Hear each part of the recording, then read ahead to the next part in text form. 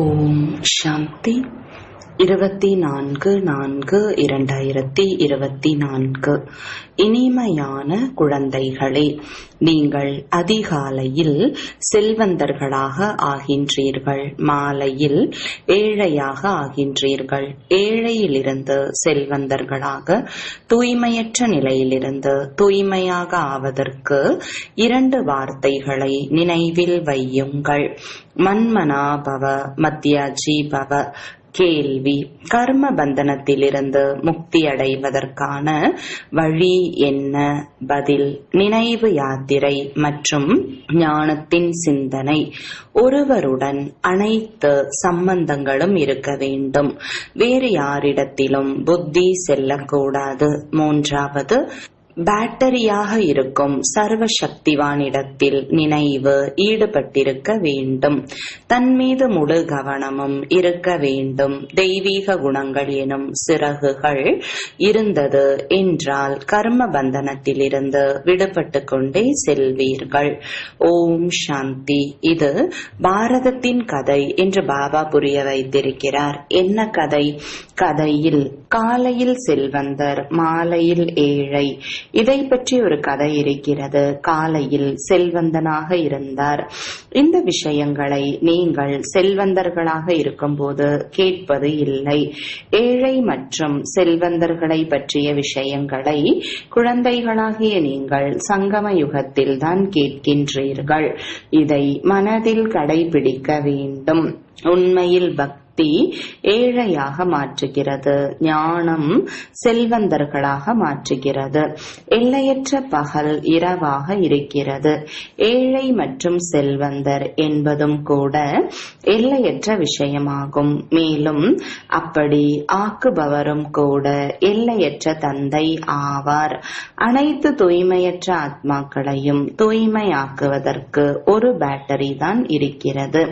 இப்படியெல்லாம் குறிப்பாக நினைவில் வைத்தீர்கள் என்றாலும் கூட மகிழ்ச்சி இருக்கும். பாபா கூறுகிறார், குழந்தைகளே, நீங்கள் காலையில் செல்வந்தர்களாக ஆகிவிடுகிறீர்கள், பிறகு மாலையில் ஏழையாகி விடுகிறீர்கள்.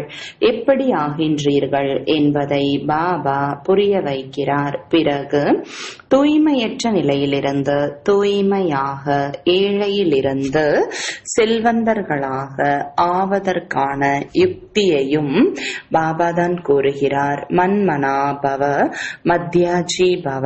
இதுதான் 2 யுக்திகளாகும். இது புருஷோத்தம சங்கம யுகம் என்பதையும் குழந்தைகள் தெரிந்துள்ளார்கள். இங்கே யாரெல்லாம் அமர்ந்து இருக்கின்றீர்களோ நீங்கள் அனைவரும் சொர்க்கத்தில் கண்டிப்பாக வரிசைப்படியான செல்வந்தர்களாக ஆவீர்கள். பள்ளியில் கூட அப்படி நடக்கிறது. வரிசை கிரமமாக வகுப்பு மாறுகிறார்கள். பரீட்சை முடிகிறது என்றால் பிறகு வரிசைப்படியாக சென்று அமருகிறார்கள். அது எல்லைக்கு உட்பட்ட விஷயமாகும். இது எல்லையற்ற விஷயமாகும். வரிசைப்படியாக ருத்ர மாலையில் செல்கிறார்கள். மாலை அல்லது மரமாகும். விதை மரத்தினுடையதுதான். பரமாத்மா மனித சிருஷ்டியின் விதையாக இருக்கிறார். மரம் எப்படி வளருகிறது, எப்படி பழையதாகிறது என்பதை குழந்தைகள் தெரிந்துள்ளார்கள். முன்னால் இதை நீங்கள் தெரிந்து இருக்கவில்லை. பாபா வந்து புரிய வைத்து இருக்கிறார். இப்போது இது புருஷோத்தம சங்கம யுகமாகும். இப்போது குழந்தைகளாகிய நீங்கள் முயற்சி செய்ய வேண்டும். தெய்வீக குணங்கள் எனும் சிறகுகளையும் தாரணை செய்ய வேண்டும். தங்கள் மீது முழு கவனம் வைக்க வேண்டும். நினைவு யாத்திரையின் மூலம்தான் நீங்கள் தூய்மையாவீர்கள். வேறு எந்த உபாயமும் இல்லை. சர்வசக்திவான் பேட்டரியாக இருக்கும் பாபாவினிடத்தில் முழுமையான நினைவை ஈடுபடுத்த வேண்டும். அவருடைய பேட்டரி ஒருபோதும் தளர்ச்சி ஆவது இல்லை. அவர் சதோரஜோ தமோவில் வருவது இல்லை என்றால் அவருடையது எப்போதும் கர்மாதீத் நிலையாகும் குழந்தைகளாகிய நீங்கள் கர்ம பந்தனத்தில் வருகின்றீர்கள். எவ்வளவு கடுமையான பந்தனமாக இருக்கிறது! கர்ம பந்தனங்களில் இருந்து விடுபடுவதற்கு ஒரே ஒரு உபாயம்தான் இருக்கிறது, நினைவு யாத்திரை ஆகும். இதை தவிர வேறு எந்த உபாயமும் இல்லை. எப்படி இந்த ஞானம் இருக்கிறது அல்லவா, இது கூட மென்மையாக ஆக்குகிறது. சொல்ல போனால் பக்தியும் மென்மையாக ஆக்குகிறது. பாவம், இவர் பக்த மனிதர் என்று சொல்வார்கள். இவரிடத்தில் ஏமாற்றுதல் போன்ற எதுவும் இல்லை. ஆனால் பக்தர்களில் கூட ஏமாற்றுபவர்களும் இருக்கிறார்கள். பாபா அனுபவம் வாய்ந்தவராக இருக்கிறார். ஆத்மா ஷரீரத்தின் மூலம் தொழில் போன்றவற்றை செய்கிறது எனும்போது இந்த பிறவியின் அனைத்தும் நினைவில் வருகிறது. 4-5 வயதிலிருந்து தன்னுடைய வாழ்க்கை கதை நினைவில் இருக்க வேண்டும். சிலர் 10-20 ஆண்டுகளின் விஷயத்தை கூட மறந்து விடுகிறார்கள். பல பிறவிகளுக்கான பெயர் உருவம் நினைவில் இருக்க முடியாது. ஒரு பிறவியினுடையதை எதையும் சொல்ல முடியாது. புகைப்படம் போன்றவற்றை வைக்கிறார்கள். முற்பிறவியினுடையது எதுவுமே தெரிந்து இருக்க முடியாது. ஒவ்வொரு ஆத்மாவும் வெவ்வேறு பெயர் உருவம் தேசம் அந்தந்த காலத்தில் நடிப்பை நடிக்கிறது. பெயர் உருவம் அனைத்தும் மாறிக்கொண்டே இருக்கிறது. எப்படி ஆத்மா ஒரு சரீரத்தை விட்டு மற்றொன்றை எடுக்கிறது என்பது புத்தியில் இருக்கிறது. கண்டிப்பாக 84 பிறவிகளில் 84 பெயர்கள், 84 தந்தைகள் இருந்து இருப்பார்கள். கடைசியில் தமோ பிரதான சம்பந்தமாகி விடுகிறது. எத்தனை சம்பந்தங்கள் இருக்கிறதோ அத்தனை சம்பந்தங்கள் ஒருபோதும் இருப்பது இல்லை. கலியுக சம்பந்தங்களை பந்தனம் என்றே புரிந்து கொள்ள வேண்டும். எவ்வளவு குழந்தைகள் இருக்கிறார்கள், பிறகு திருமணம் செய்கிறார்கள், குழந்தைகளை பெறுகிறார்கள். இந்த சமயத்தில் அதிகத்திலும் அதிக பந்தனம். சித்தப்பா, மாமா, தாத்தா என்ற உறவுகளால் தான் எவ்வளவு அதிக சம்பந்தமோ அவ்வளவு அதிக பந்தனம் ஆகும். 5 குழந்தைகள் ஒன்றாக பிறந்தன, 5ம் ஆரோக்கியமாக இருக்கிறது என்று செய்தித்தாள்களில் வருகிறது. எவ்வளவு அதிக சம்பந்தங்கள் உருவாகி விடுகிறது என்று கணக்கிட்டு பாருங்கள். இந்த சமயத்தில் உங்களுடைய சம்பந்தம் அனைத்திலும் குறைவானதாகும். ஒரு தந்தையிடம் மட்டும் அனைத்து சம்பந்தங்களும் இருக்கிறது. ஒரு பாபாவை தவிர வேறு யாருடனும் உங்களுடைய புத்தியின் நினைவு இல்லை. சத்தியுகத்தில் அதைவிட அதிகமாகும். உங்களுடையது வைரத்திற்கு சமமான பிறவியாகும். உயர்ந்த தந்தை குழந்தைகளை தத்தெடுக்கிறார். வாழ்ந்து கொண்டு இருக்கும் போதே மடியில் செல்வது ஆஸ்தியை அடைவதற்கு. அது இப்போதுதான் நடக்கிறது. உங்களுக்கு யாரிடமிருந்து ஆஸ்தி கிடைக்கிறதோ அப்படிப்பட்ட தந்தையின் மடியில் வந்து இருக்கிறீர்கள். பிராமணர்களாகிய உங்களை விட உயர்ந்தவர்கள் யாரும் இல்லை. அனைவருடைய நினைவும் ஒருவரோடு இருக்கிறது. உங்களுக்கு தங்களுக்குள் எந்த சம்பந்தமும் இல்லை. சகோதரன் சகோதரி எனும் சம்பந்தம் கூட விழ வைத்து விடுகிறது. சம்பந்தம் ஒருவருடன் இருக்க வேண்டும். இது புதிய விஷயமாகும். தூய்மையாக ஆகி திரும்பி செல்ல வேண்டும். இப்படியெல்லாம் ஞான சிந்தனை செய்வதன் மூலம் நீங்கள் மிகவும் ஆனந்தத்தில் வருவீர்கள். சத்தியுக ஆனந்தம் மற்றும் கலியுக ஆனந்தத்திற்கும் இரவு பகலுக்குண்டான வித்தியாசம் இருக்கிறது. பக்தி மார்க்க நேரத்தில் ராவண ராஜ்யம் ஆகும். கடைசியில் அறிவியலின் கர்வம் எவ்வளவு இருக்கிறது. சத்யுகத்தோடு ஒப்பிடுகிறார்கள். ஒரு குழந்தை எழுதியிருந்தார், நீங்கள் சொர்க்கத்தில் இருக்கின்றீர்களா அல்லது நரகத்தில் இருக்கின்றீர்களா என்று நாங்கள் கேள்வி கேட்டோம். 4-5 பேர்கள் நாங்கள் சொர்க்கத்தில் இருக்கின்றோம் என்று கூறினார்கள். புத்தியில் இரவுக்கும் பகலுக்கும் உண்டான வித்தியாசம் ஏற்பட்டு விடுகிறது. சிலர் நாம் நரகத்தில் இருக்கிறோம் என்று புரிந்து கொள்கிறார்கள். சொர்க்கவாசியாக விரும்புகிறீர்களா என்று அவர்களுக்கு புரிய வைக்கப்படுகிறது. சொர்க்க சொர்க்கத்தை யார் படைப்பது? இது மிகவும் இனிமையிலும் இனிமையான விஷயங்கள் ஆகும். நீங்கள் குறிப்பெடுக்கிறீர்கள், ஆனால் அந்த குறிப்பேட்டில் அந்த குறிப்புகள் இருந்து விடுகிறது. சமயத்திற்கு நினைவு வருவது இல்லை. தூய்மையற்ற நிலையிலிருந்து தூய்மையாக்குபவர் பரமபிதா பரமாத்மா சிவன் ஆவார். அவர் என்னை மட்டும் நினைவு செய்தீர்கள் என்றால் பாவங்கள் நீங்கிவிடும் என்று கூறுகிறார். நினைவில் ஏதாவது வருமானம் இருக்கும் அல்லவா? நினைவின் வழக்கம் இப்போது வந்திருக்கிறது. நினைவின் மூலம்தான் நீங்கள் எவ்வளவு உயர்ந்த தூய்மையானவர்களாக ஆகின்றீர்கள். யார் எவ்வளவு முயற்சி செய்வார்களோ அந்த அளவிற்கு உயர்ந்த பதவியை அடைவார்கள். பாபாவிடம் கூட கேட்கலாம். உலகத்தில் சம்பந்தம் மற்றும் சொத்திற்காக சண்டைகள் ஏற்படுகிறது. இங்கே எந்த சம்பந்தமும் இல்லை. ஒரு பாபா, வேறு யாரும் இல்லை. பாபா எல்லையற்ற எஜமானர் ஆவார். விஷயம் மிகவும் சகஜமானது. அந்த பக்கம் சொர்க்கம் மற்றும் இந்த பக்கம் நரகமாகும். நரகவாசியாவது நல்லதா அல்லது சொர்க்கவாசியாக ஆவது நல்லதா? யார் புத்திசாலிகளாக இருப்பார்களோ அவர்கள் சொர்க்கவாசியாவது நல்லது என்பார்கள். சிலரோ சொர்க்கவாசி ஆனால் என்ன, நரகவாசி ஆனால் என்ன, எங்களுக்கு அதை பற்றியெல்லாம் ஒன்றுமில்லை என்று சொல்லிவிடுவார்கள். ஏனென்றால் பாபாவை தெரிந்து இருக்கவில்லை. இன்னும் சிலர் பாபாவின் மடியை விட்டுவிட்டு மாயையின் மடிக்கு சென்று விடுகிறார்கள்.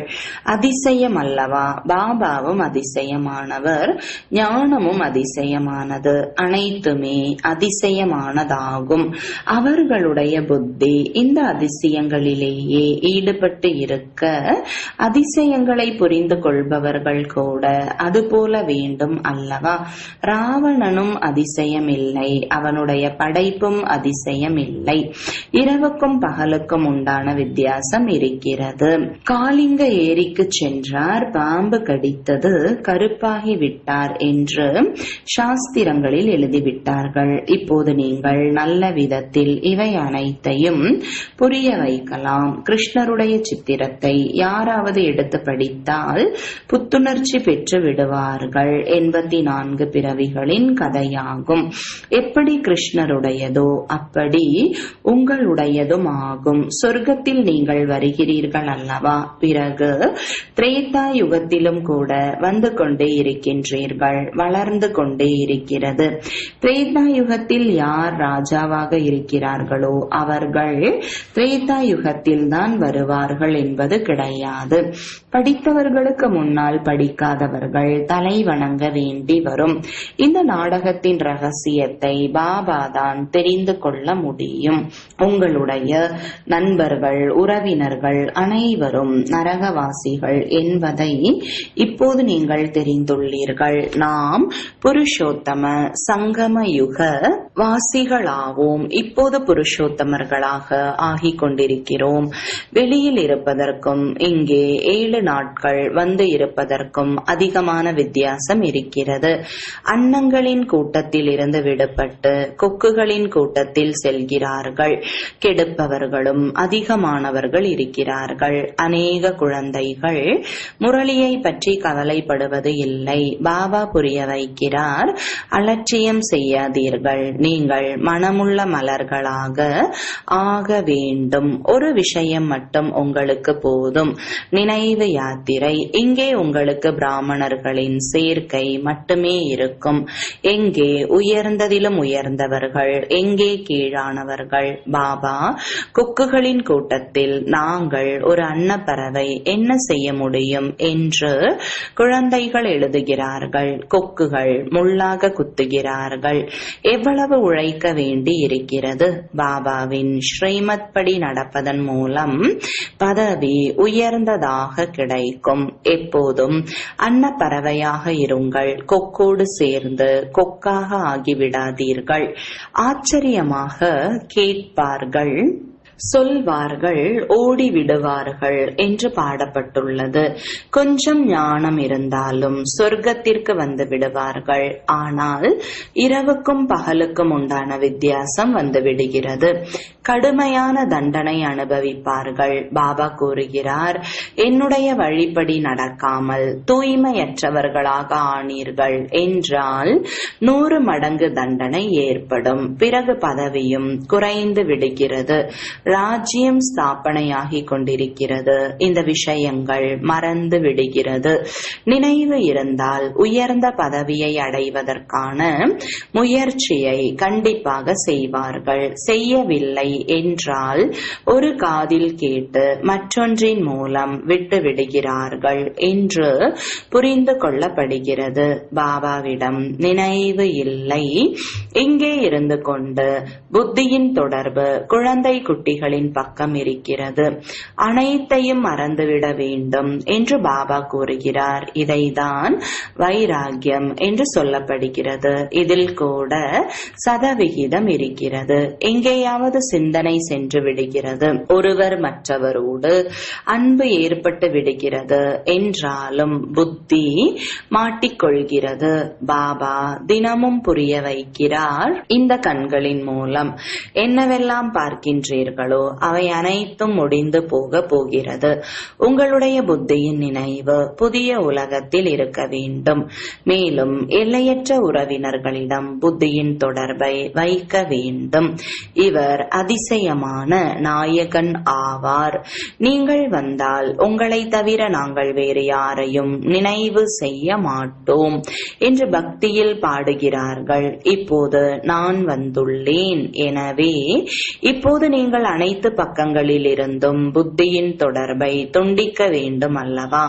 இவை அனைத்தும் மண்ணோடு மண்ணாக ஆகப் போகிறது. உங்களுடைய புத்தியின் தொடர்பு மண்ணோடு இருப்பது போல் ஆகும். என்னுடன் புத்தியின் தொடர்பு இருந்தது என்றால் எஜமானர்களாக ஆகிவிடுவீர்கள். பாபா எவ்வளவு புத்திசாலிகளாக மாற்றுகிறார் என்றால், பக்தி என்றால் என்ன, ஞானம் என்றால் என்ன என்பதை மனிதர்கள் தெரிந்து இருக்கவில்லை. இப்போது உங்களுக்கு ஞானம் கிடைத்திருக்கிறது. ஆகையால் தான் நீங்கள் பக்தியை கூட புரிந்து கொள்கிறீர்கள். பக்தியில் எவ்வளவு துக்கம் இருக்கிறது என்ற உணர்வு இப்போது உங்களுக்கு வருகிறது. மனிதர்கள் பக்தி செய்கிறார்கள், தங்களை மிகவும் சுகமானவர்கள் என்று புரிந்து கொள்கிறார்கள்.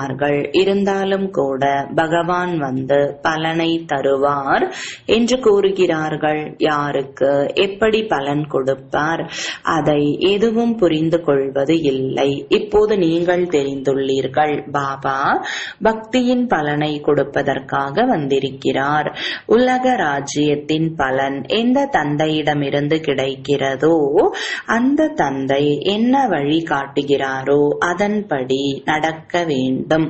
அதைதான் உயர்ந்ததிலும் உயர்ந்த வழி என்று சொல்லப்படுகிறது. வழி அனைவருக்கும் கிடைக்கிறது. பிறகு சிலர் அதன்படி நடக்க முடிகிறது, சிலரால் நடக்க முடிவது இல்லை. எல்லையற்ற ராஜ்யம் உருவாக வேண்டும். நாம் எப்படி இருந்தோம், இப்போது நம்முடைய நிலை என்ன என்பதை புரிந்து கொள்கிறீர்கள். மாயை முற்றிலும் முடித்து விடுகிறது. இது பிணங்களின் உலகம் போன்றது ஆகும். பக்தி மார்க்கத்தில் நீங்கள் என்னவெல்லாம் கேட்டீர்களோ அவை அனைத்தும் சத்தியம் சத்தியம் என்று சொல்லி வந்துள்ளீர்கள். ஆனால் சத்தியத்தை ஒரு பாபாதான் கூறுகிறார் என்பதை நீங்கள் தெரிந்துள்ளீர்கள். அப்படிப்பட்ட தந்தையை நினைவு செய்ய வேண்டும். இங்கே யாராவது வெளியில் இருக்கக்கூடியவர்கள் அமர்ந்து இருந்தால் அவர்களுக்கு எதுவுமே புரிய வராது. இவர்கள் என்ன சொல்கிறார்கள் என்பது தெரியவில்லை என்பார்கள். முழு உலகமும் பரமாத்மா சர்வ வியாபி என்று சொல்கிறது. இவர்கள் அவர் எங்களுடைய தந்தை என்று சொல்கிறார்கள். இல்லை இல்லை என்று தலையாட்டிக் கொண்டே இருப்பார்கள். உங்களுக்குள் இருந்து ஆமாம் ஆமாம் என்று வந்து கொண்டே இருக்கும். ஆகையால் புதியவர்கள் யாரையும் அனுமதிக்கப்படுவது இல்லை. நல்லது. இனிமையிலும் இனிமையான காணாமல் கண்டெடுக்கப்பட்ட செல்லமான குழந்தைகளுக்கு தாயும் தந்தையுமான பாப்தாதாவின் அன்பு நினைவுகளும் காலை வணக்கங்களும். ஆன்மீக குழந்தைகளுக்கு ஆன்மீக தந்தையின் வணக்கங்கள். ஆன்மீக தந்தைக்கு ஆன்மீக குழந்தைகளின் அன்பு நினைவுகளும் வணக்கங்களும். தாரணைக்கான முக்கிய சாரம். முதலாவது, மனமுள்ள மலர்களாக ஆவதற்கு தொடர்பில் இருப்பவர்களிடம் மிகவும் எச்சரிக்கையாக இருக்க வேண்டும். அன்னப்பறவையாகி அன்னப்பறவைகளின் தொடர்பில் இருக்க வேண்டும். அன்னமாக ஆகி இருக்க வேண்டும். முரளியில் ஒரு பொழுதும் கவனக்குறைவானவர்களாக ஆகக்கூடாது. தவறு செய்யக்கூடாது. இரண்டாவது, கர்ம பந்தனத்தில் இருந்து விடுபடுவதற்கு சங்கம யுகத்தில் தன்னுடைய அனைத்து சம்பந்தங்களையும் பாபாவுடன் வைக்க வேண்டும். தங்களுக்குள் எந்த சம்பந்தமும் வைக்கக்கூடாது. எந்த எல்லைக்கு உட்பட்ட சம்பந்தத்திலும் அன்பு வைத்து புத்தியின் தொடர்பு மாட்டக்கூடாது. ஒருவரை மட்டுமே நினைவு செய்ய வேண்டும். வரதானம். பரமாத்மா அன்பில் மூழ்கி இருந்து அல்லது சந்திப்பில் ஒன்றிணைந்து இருக்கும் உண்மையான சிநேகி ஆவீர்களாக. விளக்கம். அன்பின் அடையாளம் பாடப்படுகிறது. இருவர் இருந்தாலும் இருவராக இல்லாமல் சேர்ந்து ஒருவராகி விட வேண்டும். இதைதான் நிறைந்து விடுவது என சொல்கிறார்கள் பக்தர்கள். இந்த அன்பின் ஸ்திதியில் நிறைந்து விடுதல் அல்லது ஐக்கியமாதல் என்று சொல்லியிருக்கிறார்கள். அன்பில் மூழ்குதல் என்பது ஸ்திதி. ஆனால் ஸ்திதிக்கு பதிலாக அவர்கள் ஆத்மாவின் இருத்தல் என்ற நிலையை சதா காலத்திற்கும் முடிந்து விடுகிற ஒன்று என புரிந்து கொண்டுள்ளனர். குழந்தைகள், நீங்கள் எப்போது பாபாவின் அல்லது ஆன்மீக நாயகனின் சந்திப்பில் மூழ்கி விடுகிறீர்களோ அப்போது சமமாக ஆகிவிடுவீர்கள். ஸ்லோகன். வீணான எண்ணத்தின் மீது யார் மனதில் மௌனமாக இருக்கிறார்களோ அவர்கள்தான் உள்நோக்கு தன்மையில் இருப்பவர்கள். ஓம் சாந்தி.